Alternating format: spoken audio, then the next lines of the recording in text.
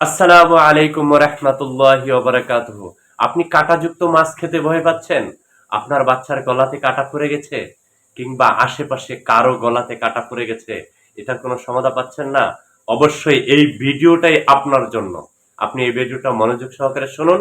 ইনশাআল্লাহ এই ভিডিওতে যে কালামটা শিক্ষা দেওয়া হয়েছে, আপনি যদি এই কালামটা মনোযোগ সহকারে শুনুন এবং শিখে নেন, তাহলে আপনার এবং আশেপাশের কারো গলাতে যদি কাটা পড়ে যায়, একদম নিশ্চিন্তে আল্লাহ চাহে তো সেই বিপদ থেকে আপনি মুক্ত হয়ে যাবেন ইনশাল্লাহ। সর্বপ্রথম আপনারা যারা এই ভিডিওটি দেখতেছেন, অবশ্যই ভিডিওটাকে সাবস্ক্রাইব করে রাখবেন ইনশাল্লাহ। এরপরে ভালো ভালো এবং গুরুত্বপূর্ণ আপনার প্রয়োজনীয় দোয়া এবং কালাম শেখার জন্য এই চ্যানেলটা আপনারই জন্য। আপনি এক্ষুনি এই চ্যানেলটাকে সাবস্ক্রাইব করে নিন এবং আমাদের সাথেই থাকুন। ভুলে যাবেন না, বেল আইকনটি কিন্তু অবশ্যই বাজিয়ে নেবেন। তার সাথে আপনাদেরকে যে কালামটা আমি শিক্ষা দেব, সেই কালামটা পবিত্র কোরআন থেকেই নেওয়া। এমন একটি কালাম, এই কালামের গুণ বহুত বড়। এই কালামের গুণ বহুত বড়।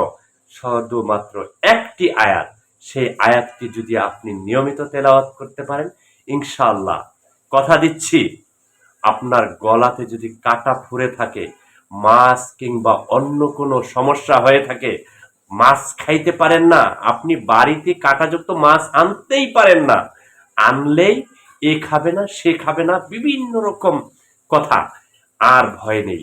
আপনি এই দোয়াটা পড়লেই ইনশাআল্লাহ আপনার গলা থেকে কাটা একদম নিশ্চিন্তে চলে যাবে আল্লাহর রহমত।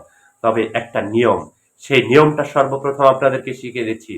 নিয়মটা হলো, দোয়াটি পড়ার পূর্বে আপনি উত্তম রূপে অজু করে নেবেন এবং কয়েকবার অস্তাগফার পড়বেন, আল্লাহ তাআলার শুকরিয়া আদায় করবেন, দুরূদ শরীফ পাঠ করবেন, তারপরে এই দোয়াটি পড়বেন। দোয়াটি হলো, ফালাউলা ইজা বালাকাতিল হুলকুম, ফালাউলা ইজা বালাকাতিল হুলকুম, ফালাউলা ইজা বালাকাতিল হুলকুম। সূরা ওয়াকিয়ার একটি আয়াত। এই আয়াতটি আপনি শিখে নেবেন আমার এই ভিডিও থেকে। আর যখন আপনার এই দোয়াটি পড়া শেষ হয়ে যাবে, তখন আপনি পড়বেন দুরূদ শরীফ, দুরুদে ইব্রাহিম। দুরুদে ইব্রাহিম পড়ে গরম ভাতের উপরে ফু দিয়ে, গরম ভাতের উপর ফু দিয়ে সেই ভাতটুকু একটু গুটি করে আপনি গিলে খাওয়ার চেষ্টা করবেন ইনশাল্লাহ। এটা কয়েকবার, ৭ বার, ৯ বার কিংবা ৫ বার, ৭ বার, ৯ বার, যে কতবার পড়তে পারেন পরে আপনি ভাতের ভিতরে ফু দিয়ে এই ভাতটুকু আপনি খাবেন ইনশাল্লাহ। গলাতে যদি কাটা পড়ে থাকে, ১০০% নিশ্চিত আপনার এই কাটাটা বের হবেই, হবেই, হবেই। আল্লাহ চাহে তো আপনাদের, আমাদের, সারা বাংলার সকলের গলার সমস্যা দূর হয়ে যাবে।